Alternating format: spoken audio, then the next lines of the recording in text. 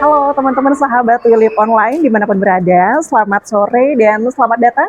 Dalam episode kali ini kita akan ngobrol santai alias ngobras dengan salah satu teman-teman dari perkumpulan Perkobakin, perkumpulan komunitas Gimstur Batu Akik Cilegon.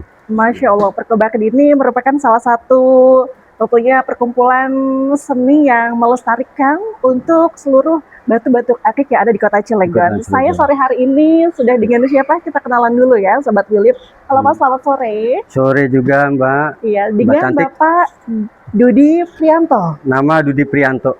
Ya, untuk tujuan dari komunitas Perkobakin sendiri berdiri di kota Cilegon itu untuk apa sebenarnya? Yang melandasi itu apa Pak? Sebenarnya kalau mengenai tujuan, saya cinta akik ini, ya ada beberapa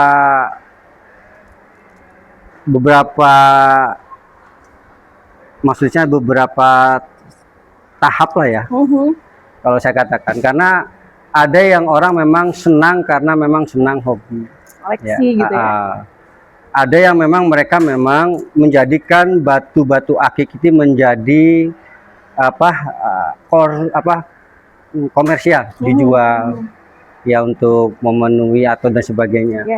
Ada juga yang memang betul-betul dari hati untuk betul-betul mencintai, karena bagaimanapun juga batu akik ini, kalau ingat batu akik sama aja kan kita menjaga warisan leluhur. Betul. Seperti itu.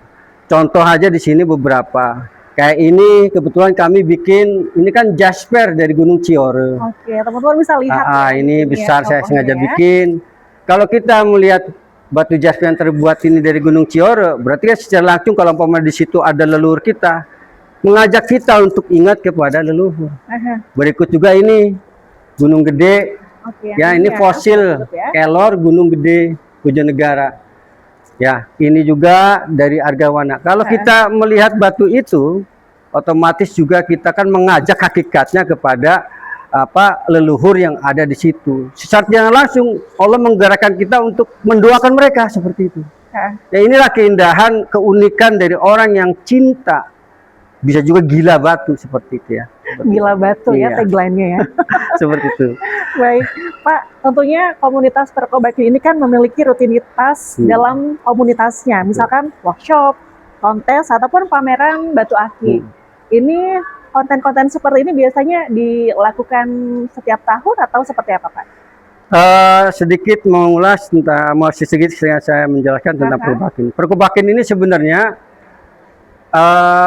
dari Sabang sampai Merauke malah ya, komunitasnya, anggotanya udah sampai, kalau saya lihat itu hampir 92.000 anggota dari Sabang. 92.000 anggota. Ketuanya beliau Om Safei. Di sini sebenarnya ada Om Bunyamin Mustra juga, Om Bunyamin yang ada di Cilegon. Ada Om Dosen Dani, ada Om Dani Manaf, Om Deni, masih banyak sekali. Ada Om Henry Speed, ada Om Imam S, ada juga beliau sesepuh yaitu Om Kreon, ya juga beliaulah pendiri dari Perkobakin seperti itu. Dan satu hal, Perkobakin ini komunitas batu yang sah, ada badan hukumnya. Jadi kalau kita melakukan kegiatan yang tidak baik, katakan menipu orang, beli ini batu akik ditipu, insya Allah batu Perkobakin itu akan memberikan pengacaranya itu, hukumnya itu akan memberikan seperti itu. Makanya kami di sini yang termasuk anggota Perkobakin Cilegon tergugah juga untuk coba nih merekrut mencari teman-teman nih, karena waktu itu kan terpisah-pisah. Alhamdulillah berkat beliau Om Teguh ya, adanya Golok Day, jadi akhirnya undangan kita sebarkan, orang yang senang batu akik kumpul. Ternyata di Cilegon ini banyak sekali yang senang. Saya juga ikut bangga. Munculnya ini sebenarnya sudah lama ya, anak-anak teman-teman kami yang suka batu akik ini, tapi masih tersembunyi. Yang membuat terbukanya kami semua, ternyata banyak orang-orang yang senang batu akik ya ketika Golok Day itu. Kami juga Golok Day kemarin 2005 iya. Makanya kami bersyukur terima kasih kepada pemerintah Kota Cilegon, khususnya Pak Wali Kota dan wakilnya, berikut juga Om Teguh yang mendukung kami untuk ngangkat batu ini. Baik, terima kasih. Tadi kan Bapak bilang tadinya kan tersembunyi nih, Iya betul. pecinta batu akik. Dari tahun ke tahun ternyata animo masyarakat semakin ramai. Banyak kok, banyak Mbak, banyak. Nah, dengan adanya animo masyarakat yang semakin ramai, otomatis seluruh pengrajin Ya, ekonominya semakin meningkat. betul. Pak. Boleh diceritakan itu seperti apa, Pak? Mbak, saya kebetulan guru juga. Oh, Masya Allah. Guru di Madrasah Al Ya, Karyah siap. Pabuaran. Salam Saya hormat, ngajar Pak ekonomi. Guru. Heeh. Kalau di ekonomi namanya please utility. Oke, please utility. Kayak pasir di sungai, tak ada harga dia. Tapi kalau dibawa di toko material ditumpuk banyak, jadi barang berharga kan? Nah, betul. Sama dengan batu ini, kalau sebuah batu yang memang barang seperti ini, siapa yang tahu kan gitu, Oke, seperti itu. yang belum diolah. Diolah seperti ini. ya. Siapa yang tahu kalau barang ini menjadi barang yang komersial Betul. seperti itu. Orang kalau mau pakai seperti ini emoh ya, Pak, Iya, ya? nggak mau batu kayak kali kayak begini. Tapi kalau kami, kalau yang cita-cita sebaik cita-cita akik ini menjadi apa ya, begini varian baru, apalagi ini sudah diolah ini bahannya ini. Oh, jadi kinclong begini ya. Ini kemudian pancawarna, argawarna, Bojonegara ini tuh kalau sudah diolah. Banyak warnanya ya. Mm-mm. Ini warna kesukaan ibu-ibu yang beli Bu ke Pergobakin. Ini kan duit ini Bang. Kalau kita ngeliat di sampah di Jeletang ini tidak mungkin ada harganya, ya kan? Tapi kalau kita dibuat ini, siapa yang nggak suka? Ini 200-300 ribu kalau Bang seperti Bang. Harga Ini kan jualnya bisa ya. meningkatkan juga tambahan bagi mereka yang betul-betul cinta akik untuk menjadikan ini barang apa ya yang bisa dikomersilkan, dijual. Dan juga ya kita bersyukur sama Allah Subhanahu wa taala, alam ini luar biasa. Kalau mereka orang pengusaha minyak bumi, kita mau akik aja lah cukup yang bisa membawa batu alam yang mulia seperti ya. itu. Indahnya. Baik, siap Pak. Di zaman digitalisasi seperti sekarang ini kan otomatis semua kalangan memanfaatkan media sosial untuk pengembangan bisnis. Dari Perkobakin sendiri, bagaimana melihat peluang media sosial sebagai bentuk satu wadah bisnis agar semakin meningkatkan ekonomi dari komunitasnya, Pak? Yang jelas kalau saya melihat di apa namanya di media ya, terutama Perkobakin sendiri sudah pasti menggunakan media itu. Apalagi anggota-anggota di dalamnya kebetulan ada kolektor, ada penghobi, ada yang mereka menjadikan ini untuk dijual. Otomatis sarana media itu ya nomor satu. Nomor satu. Nah, ini biar sahabat Wilip juga tahu, media sosial dari Perkobakin Cilegon boleh disebutkan nggak sih, Pak? Media sosial Perkobakin Cilegon dari tim ada Facebooknya, apa Facebooknya? Namanya siapa? Perkobakin. Nah, teman-teman Wilip bisa follow ya akun Facebooknya di Perkobakin. Perkobakin namanya. Dan jual akik di situ ya, nanti bisa di search ya di media sosialnya ya. Nah, Perkobakin itu beliau Om Syafei yang membuat untuk kami, dan kami sendiri saya yang di di Cilegon membuat komunitas jual beli batu akik itu dengan nama jual beli batu akik dan antik Cilegon. Seperti itu. Silakan kalau ingin menjual barang-barang akik atau barang antik, masuk saja ke komunitasnya ya, Facebook kami. Nah, kalau yang memang ingin menjadi anggota di Perkobakin, silahkan hubungin. Ada nanti di situ nomornya Perkobakin. Terutama juga di sini alhamdulillah ada petinggi Perkobakin sendiri. Mungkin beliau lagi ada kesibukan, Om Bunyamin ya. Mudah-mudahan Om Bunyamin bisa dengan ini bisa datang ke sini untuk mendampingi kami seperti itu. Yang jelas satu lagi kesimpulan, media itu menjadi bahan utama tentunya. Menjadi bahan utama bagi kami untuk mengenalkan produk-produk seperti ini. Bagaimana saya bisa mengenalkan ini dari kali? Kalau tidak tanpa media kan begitu. Kalau umpamanya untuk ucap-ucap dari mulut-mulut ya nggak jadi masalah, tapi yang indah dengan media langsung tersebar. Memperkenalkan batu khas akik Cilegon, Kedung Ingas. Kedung Ingas sendiri lokasinya di mana, Pak? Merak. Oh, di Merak. Ini ngambil dari kali, ada yang batu akik badar besi dari Bojonegara, dari dari Gunung Santri ini, Mbak. Gunung Santri. Ini kayak kalau dari penampakan luar dari koral doang kan, kelihatannya nggak tinggal di Ini apa yang biasa buat kita mandi itu, Pak?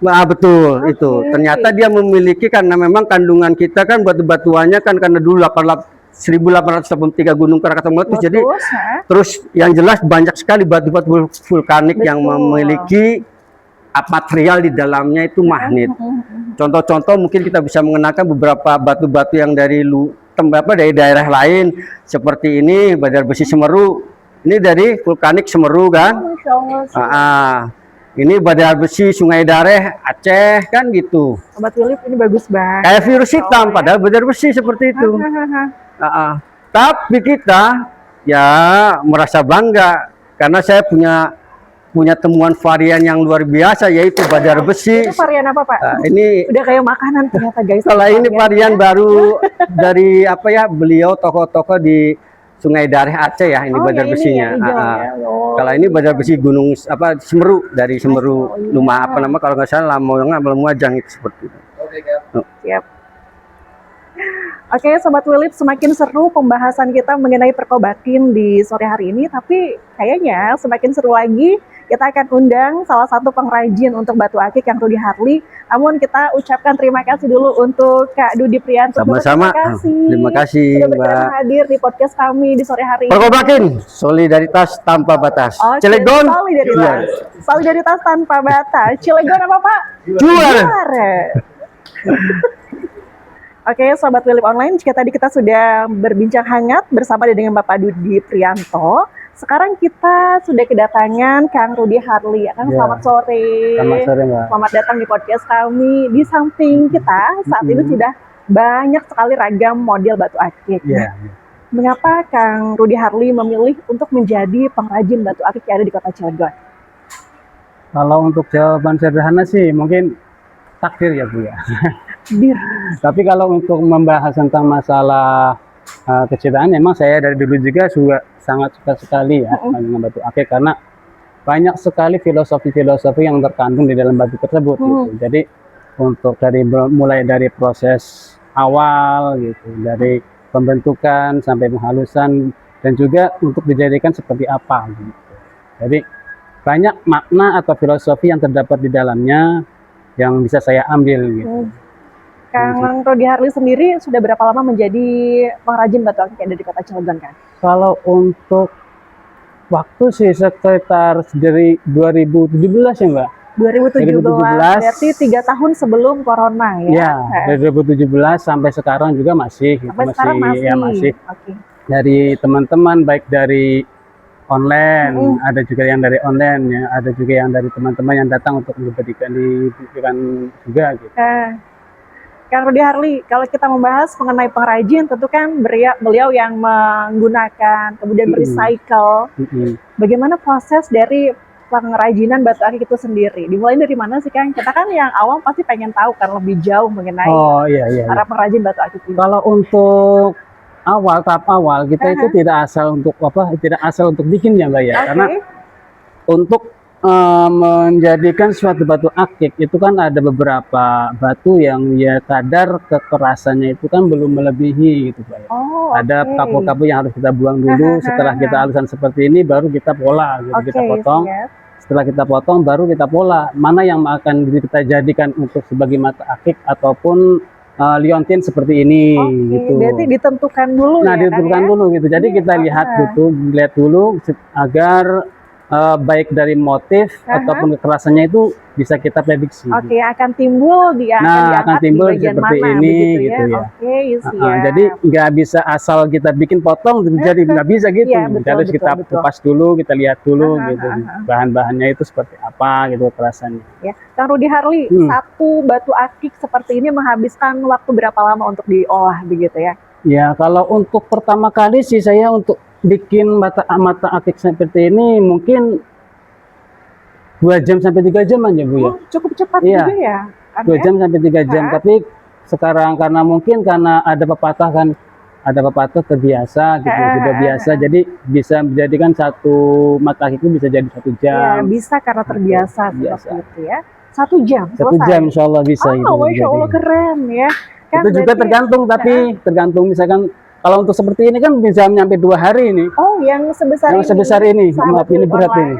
Ya, hapusan 2 hari pengerjaannya. Bisa 2 hari itu karena kalau seperti ini digunakannya di bagian mana nih Kang Didi? Itu dipakai aja di sini. Di sini. Oke, siap. Tadi kan Ini kita nih. sudah bahas bersama Pak Dudi Prianto, satu batu Mm-mm. akik ini berkisar di range harga 300.000. Iya benar. Nah, ini untuk jika ingin dijual kembali dari pengrajin sendiri, apakah bisa menampung atau bagaimana kan, Rudi? Ya kalau untuk bisa sih, bisa untuk menampung Nah, juga. kan aku gitu. punya batu akik nih, terus Mm-mm. aku beda ya, butuh duit. Nah, Iya. apakah aku bisa menampungnya ke pengrajin seperti Kang Rudi Harley? Oh bisa juga bisa, bisa itu gitu-gitu juga kan kita apa carikan pembelinya juga gitu Oh, dia. oke, siap. Jadi teman-teman sahabat Tulip Online nggak usah takut, bagi teman-teman pecinta batu akik dan memiliki koleksinya dan suatu saat urgent begitu ya ingin dijual, Kang Rudi Harley ini bisa menjadi salah satu penampung segala keluh kesah dari sobat Wilip ya Kang Rudi ya. Insya Allah. Oke, selain itu Kang, setiap harinya Kang Rudi Harley ini stay di base camp untuk mengrajin atau ada kegiatan lain Kang? Ya kebetulan juga karena saya sebagai pengrajin dari batu akik juga pengrajin dari tasbih, dari tasbih. tasbih kayu juga. Jadi ya setiap hari itu hanya apa lokasi saya di Karangtengah, Di Karangtengah, Purwakarta. Karangtengah Kedalaman. Oh, Kedalaman. Itu setiap harinya ya di lapak aja itu bikin pesanan orang gitu, atau kalau misalkan gak ada pesanan orang kita bikin stok buat ke depan gitu. Siap. Kang, kalau misalkan ini juga biar Kakang berdaya begitu ya, memberdayakan IKM lokal, itu kalau misalkan ada salah satu dari teman-teman Tulip Online yang pengen jadi souvenir pernikahan, bisa nggak sih si tasbih kayu itu? Bisa. Sangat bisa sekali. Oke, maksimal produksinya untuk berapa Kang? Kalau untuk tasbih itu maksimal per hari. Per hari itu kita dapat dari tiga biji, tiga butir, tiga tasbih, 3 untai namanya. Oke, 3 untai. 3 untai. Itu karena prosesnya kita itu masih manual gitu. Jadi kita kita gunakan dulu yang sifatnya agar kepresisian bulatan itu terlihat gitu. Dan jadi kita tidak sembarangan gitu ya. Betul, dari butiran satu ke butiran itu sama ya kayaknya. Benar. Oke, ini semakin seru ya. Jadi Sobat Wilip, sekian ya pembahasan kita bersama dengan salah satu pengrajin batu akik yang ada di Kota Cilegon, Kang Rudi Harley. Harley, terima kasih sudah berkenan hadir di podcast kami. Semakin berkah berlimpah orderannya ya. Dan jangan lupa diorder untuk seluruh Sobat Wilip Online yang ingin memerlukan batu akik atau tasbih dari mana kan? Batang kayu. Dari galih kayu. Dari galih kayu. Diorder ya. Sobat Wilip Online, jadi jelas ya, komunitas batu akik ini bukan cuma soal hobi, tapi juga punya potensi besar sebagai motor penggerak ekonomi kreatif di Kota Cilegon. Nah, sekarang sore hari ini di samping saya sudah ada pelestari seni budaya batu akik. Selamat sore Bapak Tubagus saat siapa? Selamat sore Mbak. Gimana kabarnya, sehat? Alhamdulillah sehat. Alhamdulillah.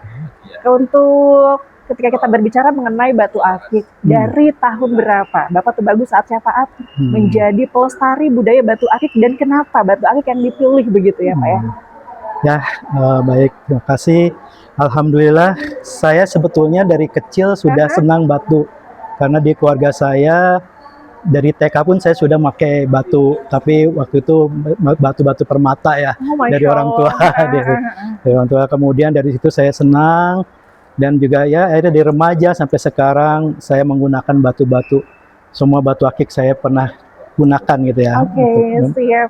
Tentunya sebagai pelestari budaya batu akik, Pak Tubagus juga punya beberapa koleksi yang begitu banyak. Alhamdulillah. Yang Bapak kebetulan ini yang saya bawa sebagian ini yang di box-box ini milik saya. Oh, Masya koleksi. Allah. Jadi sebanyak ini baru sebagian. Baru sebagian, masih yang lainnya di rumah. Oh my God, karena bawanya. Ya? Nah, oh boleh. Bisa. Oke, aku bantu ya Pak ya? Ya, silakan. Oh, Masya Allah, warnanya cantik sekali. Sobat Wilip, lihat ada yang pink nih. Masya Allah, cantik banget. Macam-macam. Macam-macam Pak. Ada batu jasper ya.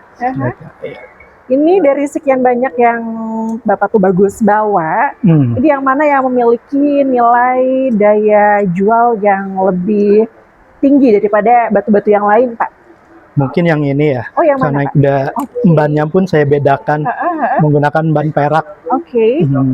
Oh ya ini ya. Jadi kita lihat bedanya. Ini batu-batu akik yang berdaya jual sangat tinggi standar lah, standar dan yang juga standar. Ini yang saya pegang yang sangat standar nilai jualnya, dan yang dipegang oleh Bapak Tubagus adalah yang memiliki nilai jual yang sangat tinggi. Masya Allah ya.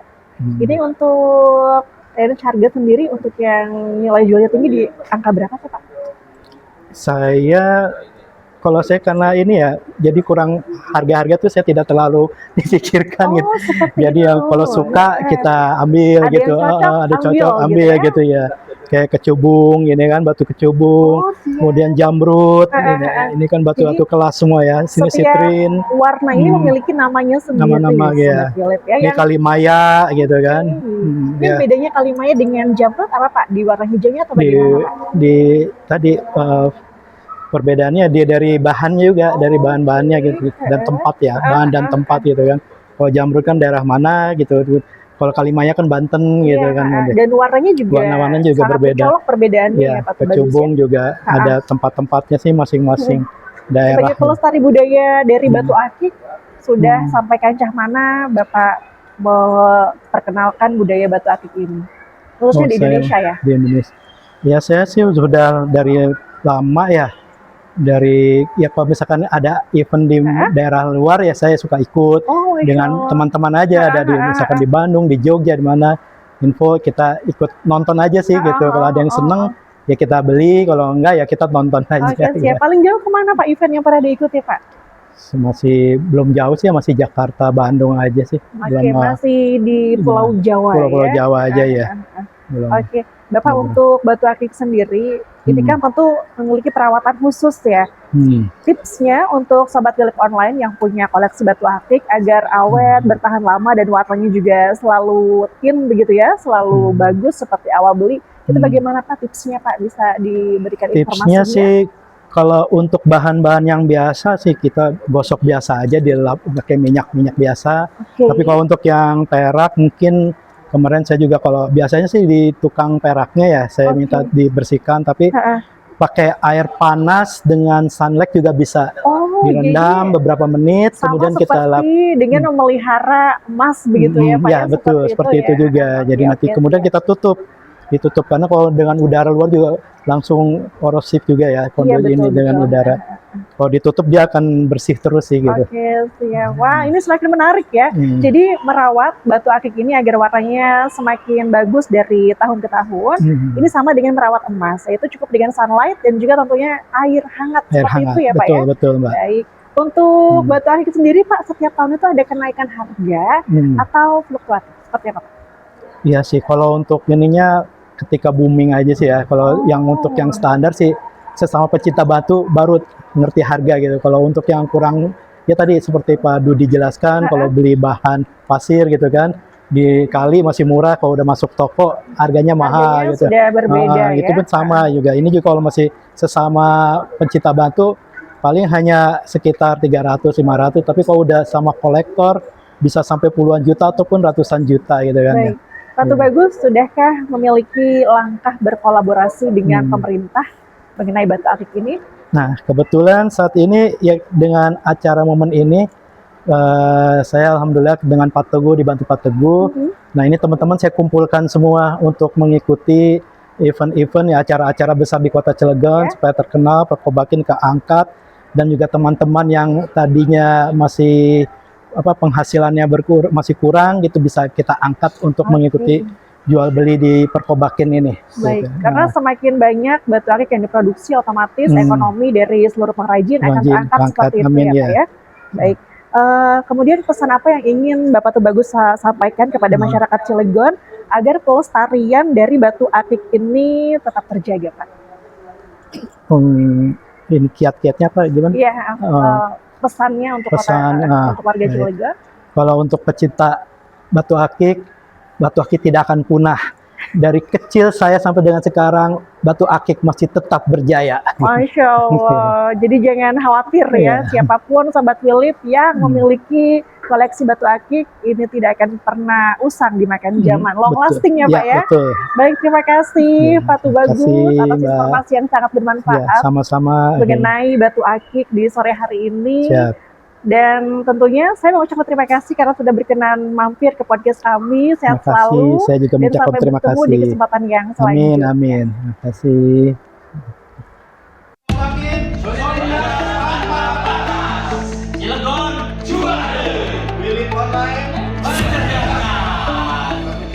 Ini ya Gunung Ciore. Namanya Ciore. Ini pancawarna. Pancawarna EW Ciore Cilegon. Bisa ada 500 sampai 1,5 juta walaupun kecil ya gitu kan. Terus Pak jelasin. Kayak ini jamur-jamur gitu kan. Buat jadi bahan pada besi serat emas Gunung Mokol nih sekarang Banten. Jadinya seperti ini. Oh, jadinya itu ya. Iya jadinya. Cakep kan? Ini bahannya. Makanya kalau mau dilihat sana nggak ini ada. badar emasnya nih. Gunung Kalau ini Mokol. apa namanya? Badar emas. Emas Gunung Mokol. Pada warna merah. Jadinya itu pada warna. Hampir kayak apa namanya? Kayak pakai warna di Tasik. Pakai. Banyak kalau manusia. Jangan kayak alam itu berlebihannya adalah itu salah satu 7 bahan untuk membuat pusaka keris golok seperti itu. Ketika mungkin meteor belum ya ditemukan ya. Ketika meteor Kita orang ngeliatnya kan kayak batu batu yang lain tidak kena sih dipoles kayak gitu ya keluar emasnya itu sinarnya. Tapi bukan karena pengaruh ini bukan ya memang ya. ini perfotografinya berarti sifatnya hanya tercinta daripada Ya kolektor ya. Pecinta, kolektor, kolektor. Jual beli juga.